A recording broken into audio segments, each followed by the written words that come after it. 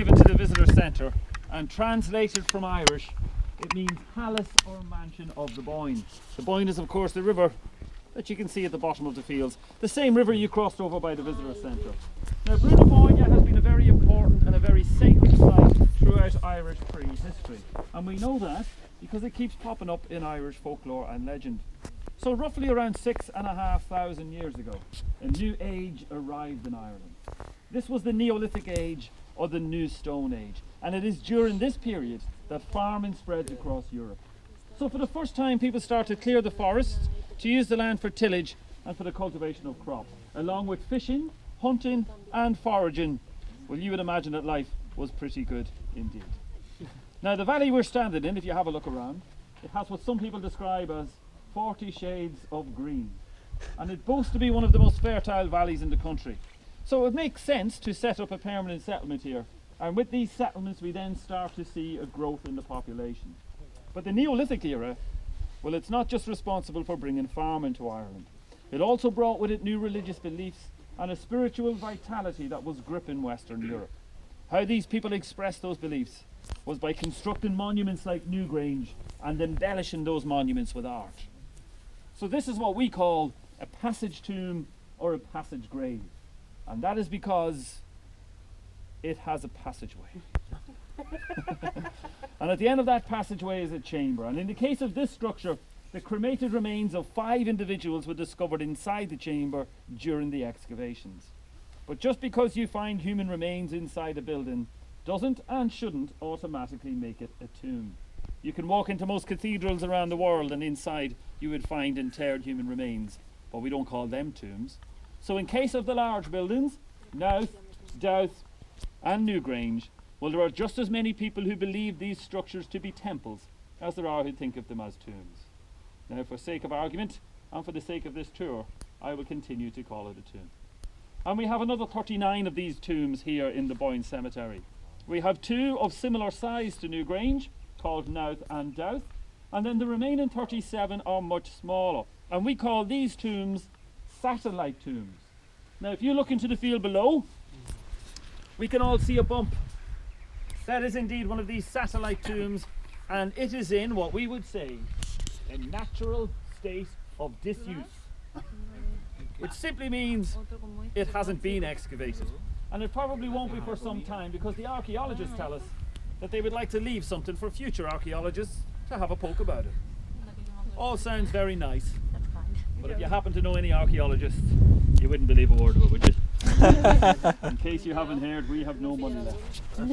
Don't believe that either. Now, Newgrange is not the largest of the 3 main monuments, it's the second largest. Nowth is of course the biggest. Newgrange is 1 acre in size, 11 metres tall, 80 metres in diameter, and it has an estimated weight of 200,000 tonnes. Wow. So I suppose you could say it's a pretty big building. Now, it was built 5,200 years ago. That means that it predates the very first pyramid at Giza in Egypt by 500 years, and it's at least 1,000 years older than the Stonehenge monument in England. But that is something that we do not like to brag about. Well, maybe just a little bit. Now, the most visually striking aspect of this structure when you look at it first, arguably, is this beautiful white quartz facade. Now, the facade is a reconstruction. During the excavations between 1962 and 1975 by Professor Michael J. O'Kelly, well, he discovered all that quartz lying in front of the tomb. He then began a process that he called backdrafting. That's where he marked where he found all the individual stones, rebuilt the wall in sections, continuously knocking those sections forward until the stones landed where he found them. Wow. Very slow, very tedious, and a slightly more complicated process. But apparently that was to determine what angle the wall should be at. Now, this is a controversial reconstruction, because there are a lot of archaeologists who believe that the quartz was never intended to be a wall. A lot of archaeologists believe that the quartz was intended to be a ceremonial footpath that went around the front of the tomb.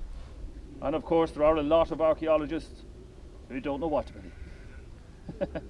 But they all agree on one thing. They agree that the quartz is not a local stone. So it had to be transported to Newgrange from County Wicklow. Now that is about 90 kilometres to the south of here. Mightn't seem like a far distance nowadays, but you must remember that during this period Ireland was at least 93% covered in dense ancient forest. So the easiest and perhaps the safest way to move the stones would be to use the sea and the river systems. Now we do know that the Neolithic people were very good sailors. How do we know that? Well, at least long before that, but they had to sail. Yes. They had to sail to get here in the first place is the main thing, of course.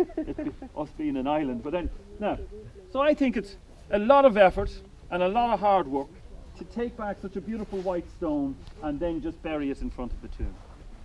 So I'm going with Professor O'Kelly, and I think he got the wall just right. Or maybe I have to say that. You will never know. Now the small dark stones that are dispersed amongst the quartz are sea-rolled granite boulders, and those boulders were collected 50 kilometres to the north of here from the most beautiful place on the planet, the foot of the Cooley Mountains. That's where I'm from. Again, we suspect they used the sea and the river to transport the stones here. Now the large stones that surround the base of the structure, well, we call them kerb stones.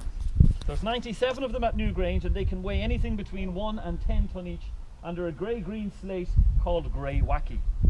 Now where these stones come from, well, that's still a bit of a mystery. Professor O'Kelly maintained that they were all left behind by retreating glaciers at the end of the last ice age, that they were deposited 5 kilometres to the north of here in a place called Tullyallen.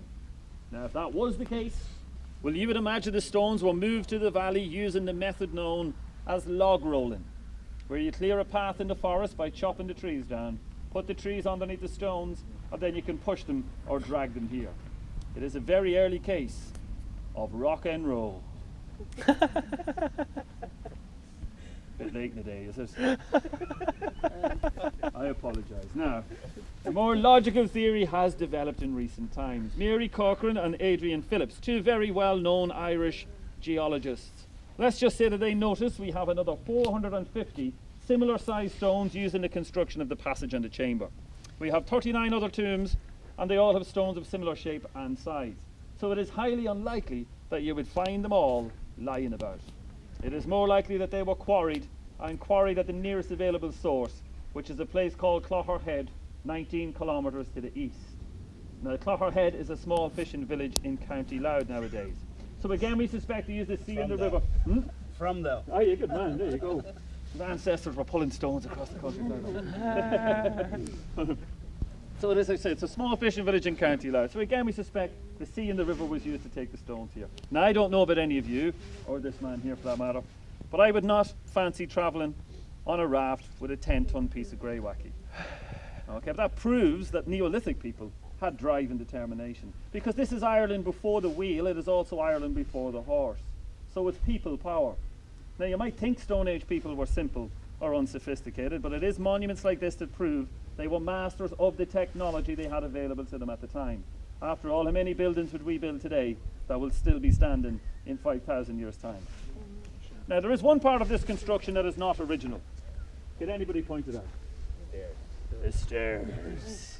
It is of course the stairs. Now it was decided during the excavations that if we were to let people visit Newgrange, well, we'd have to let you go inside as well. But we couldn't have you enter the same way as the Neolithic people did, which was to climb over that beautifully carved stone one by one. So the scoop was taken out and the steps were put in place. Do not be fooled for a single second into thinking that this was done for your convenience. This was done to protect that stone, no other reason. Now the dark stone around the entrance is limestone and it's machine cut.